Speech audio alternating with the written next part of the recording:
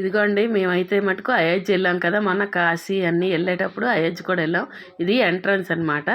అలాగే ఇగో బయటని చాలామంది కూర్చున్నారు, ఎందుకంటే వీళ్ళందరూ కూడా దర్శనం అయిపోయి బయటకు వచ్చి కూర్చున్న వాళ్ళు అక్కడ పొంగల్ చేసి పంచుతున్నారనమాట. మధ్యాహ్నం అయితే చపాతీలు రైస్ అది పంచుతారు, సాయంత్రం అయితే ఇలా పొంగల్ చేసి పెడతారనమాట. ఇగో మేమందరివి కూడా అక్కడ బంగారు విగ్రహం దగ్గర ఫోటోలు దిగాము. అలాగే గుడిలో నుంచి వచ్చేటప్పుడు ఇగో ఇదంతా బయటని పెద్ద దీనిలా ఉంటుంది. ఇతనేమో తులసీదాస్ అంట, చూడండి ఒకసారి క్లోజప్లో తీసాను మీ అందరూ చూపిద్దామని. అలాగే ఇలా బయటికి మేమందరివి కూడా వస్తూ ఉంటే చుట్టూ అందరివి తిరిగాము. మళ్ళీ బయటికి వెళ్ళేది వచ్చేది రెండు ఎంట్రన్స్ అనమాట. ఇది ఇగో మా బాబాయ్ అలా వెళ్తున్నారు.